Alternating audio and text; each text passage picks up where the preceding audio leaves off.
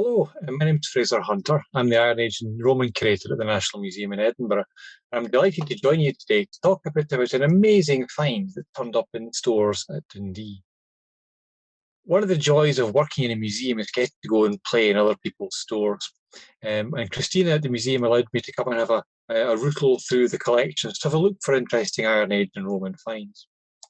So I was delighted to turn up something like this.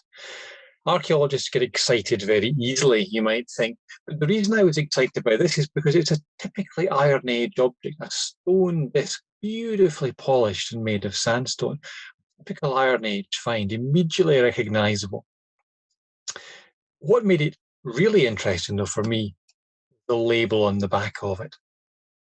It was in late 19th century handwriting. There was this careful ink inscription found in a tomb at Balladgarno gravel pit. Now, Iron Age burials are very, very rare, as we'll see later on. So this seemed to be a clue to a lost or a forgotten burial. What could we find out about it? Well, the museum records didn't throw up much more, but the name gave us a clue. So let's head to Balladgarno. I'm heading west of Dundee, heading out on the main road and then turning north on the back road from Inchtour towards Abernight. You'll drive through Balladgarno, perhaps not even really noticing it. The road mostly bypasses the wee village. But things were happening here 2,000 years ago, and things were happening in the late 19th century. If we go to the very first Ordnance Survey map of the village, surveyed in 1861, you will notice to the east of the village an area marked out with lines. And this looks to be a shallow quarry. It's the only one in the area recorded on the maps, so this is our best candidate, the place where it was found. And because the quarry has vanished by the time of the second map that's made in 1898, it suggests it must have been found over this period. What else can we tell about the find spot? Well, in good summers, when barley is planted in the fields beside it, it can reveal clues to hidden archaeology. The arrow shows the old quarry pit, now wooded over, but you'll see in the field to the north of it darker patches which are old stream channels and other things as well. As the barley ripens, it ripens more slowly where the soil is deep, and this means these areas stay green, or in this black and white photograph, they stay dark. And you then, as you hone your eye in, you start to see funny things in the picture. Some burials, dating to around the same period most likely, or slightly later, and a settlement of roundhouses and souterrains on the ridge up above it. It looks like we have here a whole complex of activity, a thriving village from some 2,000 years ago. There's not been any excavation done here yet, but this little stone disc allows us to give us a context, a wider view of what's happening. It's not an isolated find, but it starts to breathe life into what was happening 2,000 years ago. But what was it? Are these funny polished stone discs? Well, they're found over most of the country, from Galloway in the south to Shetland in the north, so they're a relatively common type. And they're really nicely made, beautifully polished in a whole variety of stones. But they're not just decorative, they're functional. Now, early antiquaries hypothesized over what they might mean. Some people thought they might be mirrors. You could dip them in water and see your reflection, which is a bit optimistic if you actually try it. But when you look at it really carefully, what you see is there are signs of polish and grinding in the center of many of these discs and round the edges. And it seems they were used for grinding up something important, something quite small. This isn't used for grinding grain into flour. It's used for much smaller objects, perhaps for grinding up pigments or cosmetics or medicines or drugs or something like that.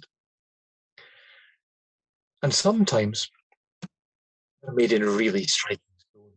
This one comes from a burial in Westray in Orkney, and it's made from a kind of marble, a beautiful blue vein running through the centre of this white disc in three different. And like our example from Balladgarno, this too was found in a burial. Again, an ancient find, this time late 18th century, so we don't know much about it. But there is a pattern of stone discs turning up in burials. There's 5 of them known so far, as you can see in this map here, all of them from north of the Tay. And the most recently excavated example from up here, Sandwick on Unst, allows us to see a bit more closely what these stone discs meant. This burial turned up in excavations, and it was an adult male aged between 50 and 60, standing about between 5'4" and 5'7" tall. And radiocarbon dating shows that he'd been buried between AD 150 and 390. What interests us, though, are the objects in this burial. Some beads beside his chest and a stone disc right beside the mouth. The beads were strung on a little bronze ring, and they may well have been either attached to clothing or used in a piercing. The stone disc is right beside the mouth, and it suggests perhaps that this was designed to be something that would be eaten or inhaled. You can see actually wear patterns in the centre of it where stuff has been ground down, and there were traces of a sticky, soapy white sediment on the stone, but sadly analysis has not yet been able to pinpoint. So it suggests this was something that was very important to the dead person. It was put in the grave perhaps as an offering, a food offering or a medicine offering to help them across to the other world. And it suggests these stone discs and the things on them were seen as important. Burials are not common. Most people in the Iron Age are not buried. So this map shows all the find spots of Iron Age burials I can find from across the whole of Scotland for over 1,000 years. And there are barely 100 find spots. Now, there's a lot of people living in Scotland at this time, tens of thousands of people. So clearly, not everybody gets buried. Perhaps you're cremated and the ashes are scattered, or your body is allowed to return to nature. If you're chosen for burial, you're somebody special, somebody significant in some way. In some parts of the country, like in the West Coast or in Galloway, there is no real tradition of burial. But in the East Coast, around the Firths of Tay and Forth, there is this clear tradition of lots of burials, often with interesting grave goods, objects designed to accompany the dead person to the afterlife. And some of these are really dramatic objects, like I show here. The iron brooch from Craigie, which is on display in the museum. This set of a warrior from Mars Hill, Ottawa, the glass cup imported from the Roman world from Airlie near the schoolhouse, or from Berwickshire, these 2 wonderful bronze scoops, which might have been used as some kind of divination. So burials are rare, but there is a tradition in this area, and the Balladgarno disc fits nicely into that. It doesn't just give us another dot on the map, it helps us to understand life in the Iron Age. On the edge of this village, on the gravel terrace, the burial of a valued member of a community, whether male or female, we obviously can't tell. The burial is destroyed.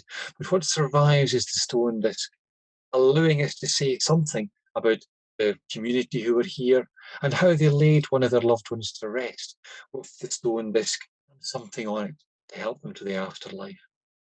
A rare burial and an intriguing find, and when you see it under more dramatic lighting, you get a sense of how these could have been really quite special objects. This was no everyday tool, but a powerful thing taken to mark somebody's journey to another world.